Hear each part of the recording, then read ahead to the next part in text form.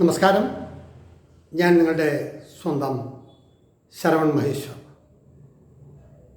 ഇന്ന് ഞാൻ നിങ്ങളോട് പറയുന്നത് പ്രശസ്ത പുല്ലാങ്കുഴൽ വാദകൻ പത്മശ്രീ ഡോക്ടർ എൻ രമണിയെക്കുറിച്ചിട്ടാണ്.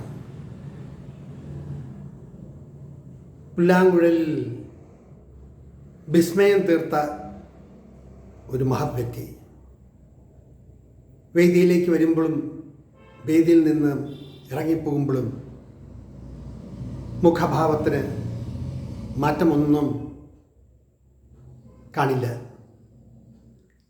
ഞാൻ അദ്ദേഹത്തിൻ്റെ ലൈവ് പ്രോഗ്രാം 3 പ്രാവശ്യമേ കേട്ടിട്ടുള്ളൂ. ഒരിക്കൽ സൂര്യ ഫെസ്റ്റിവലിൽ വെച്ച്, അതൊന്ന് 26/10/1988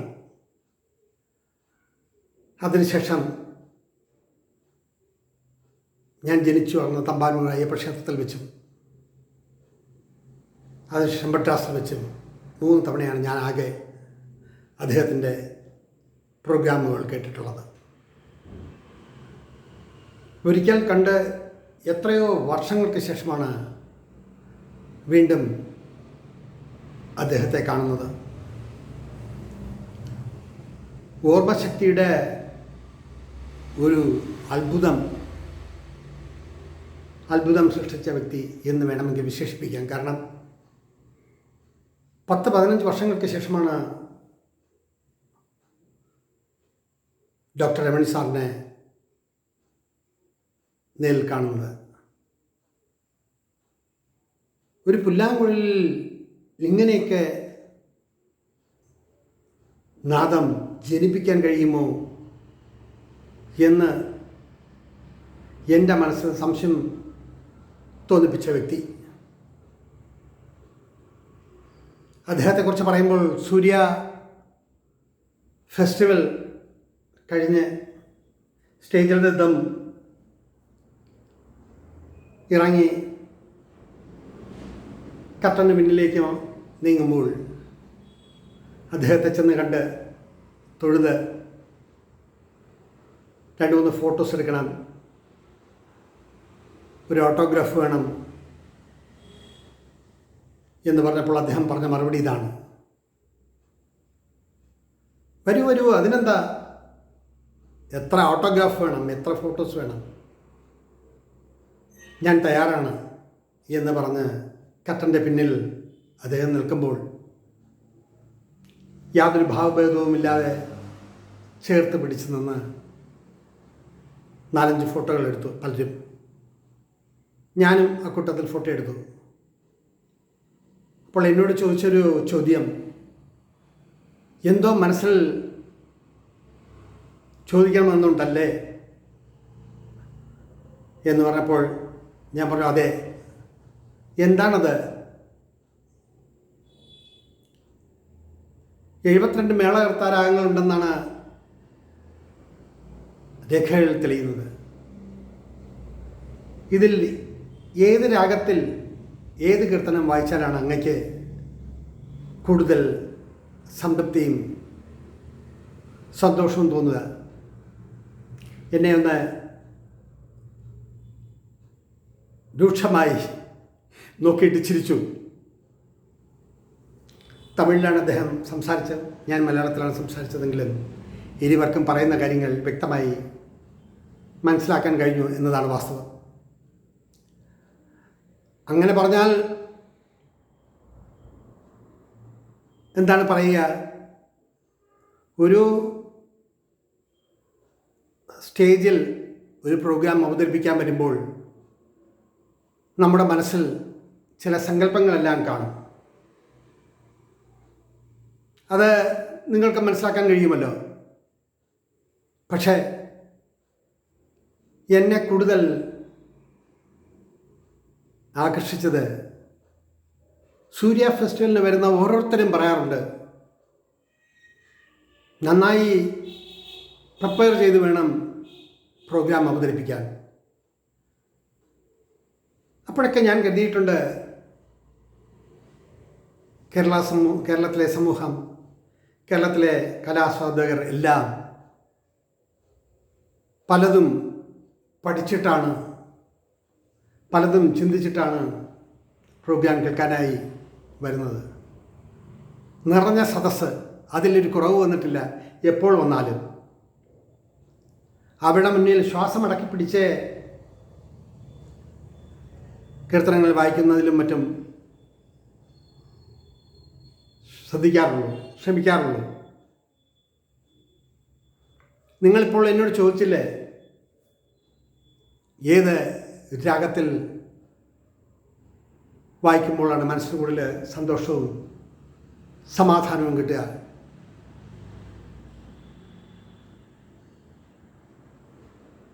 ഫ്ലൂട്ടെടുത്ത് ആലാപനത്തിന് ഒരുങ്ങുമ്പോൾ തന്നെ മനസ്സിൽ നല്ലൊരു ചിന്ത രൂപപ്പെട്ടിരിക്കും.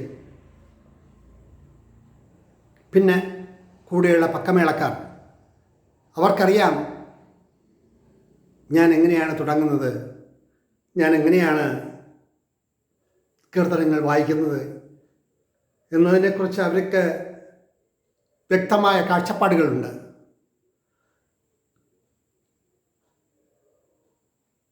ഭൈരവിയും തൊടിയും അങ്ങനെ നിരവധി രാഗങ്ങൾ വായിക്കുമ്പോൾ മനസ്സിന് ഒരു പ്രത്യേക സന്തോഷം ഉണ്ടാകാറുണ്ട് എന്നതാണ് വാസ്തവം. ഇന്ന് ഞാൻ നിങ്ങളെ കണ്ടുവല്ലോ. ഈ പരിചയപ്പെടലും ഈ ചോദ്യവും എൻ്റെ മനസ്സിൽ ഓർത്തിരിക്കും എന്ന് പറഞ്ഞിട്ടാണ് അദ്ദേഹം എൻ്റെ ബുക്കിൽ ഓട്ടോഗ്രാഫ് എഴുതിയത്. ഇനി എന്തെങ്കിലും ചോദിക്കാനുണ്ടോ എന്ന് ചോദിച്ചപ്പോൾ ഞാൻ അദ്ദേഹത്തോട് പറഞ്ഞത് ഇതാണ്: രാഗങ്ങളെക്കുറിച്ചും രാഗവിസ്താരത്തെക്കുറിച്ചൊന്നും എനിക്ക് വലിയ ജ്ഞാനമൊന്നുമില്ല സർ. പക്ഷേ ആസ്വദിക്കുമ്പോൾ ആസ്വാദന മേഖലയിൽ ഒരു വല്ലാത്ത താല്പര്യമുണ്ട്. ആ താല്പര്യമാണ് ഈ കച്ചേരി കേൾക്കാൻ ഇടയാക്കിയത് എന്ന് അദ്ദേഹത്തോട് ഞാൻ പറഞ്ഞു. അതിനുശേഷം മദ്രാസിൽ വെച്ച് നടന്ന ഒരു കൺസർട്ടിലും പങ്കെടുക്കാൻ ഭാഗ്യമുണ്ടായി.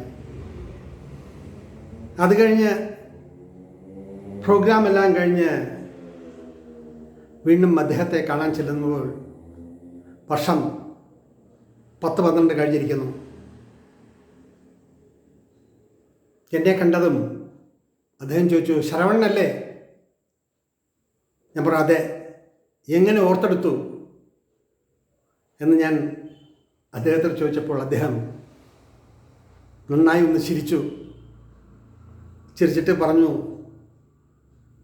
സൂര്യയുടെ പ്രോഗ്രാമിൽ വെച്ച് കണ്ടപ്പോൾ നിങ്ങൾ എന്നോടൊരു ചോദ്യം ഉന്നയിച്ചുവല്ലോ. ആരും ചോദിക്കാത്ത ആ ഒരു ചോദ്യമാണ് നിങ്ങളെ കണ്ടയുടൻ എനിക്ക് ഓർമ്മയിൽ തെളിഞ്ഞത്. ഒന്നിനെപ്പറ്റി പഠിക്കാൻ ശ്രമിക്കുന്നതും ഒന്നിനെപ്പറ്റി അറിയാൻ ശ്രമിക്കുന്നതുമെല്ലാം സന്തോഷം നൽകുന്ന ഒന്നല്ലേ എന്ന് ഞാൻ പറഞ്ഞു. എന്നിട്ട് അന്ന് ഒപ്പിട്ട ആ ഓട്ടോഗ്രാഫ് ഞാൻ എടുത്ത് കാണിച്ചപ്പോൾ, ഓ, എത്ര വർഷങ്ങൾ കഴിഞ്ഞിരിക്കുന്നു, ഇവിടെ എന്താണ് ചെയ്യുന്നത്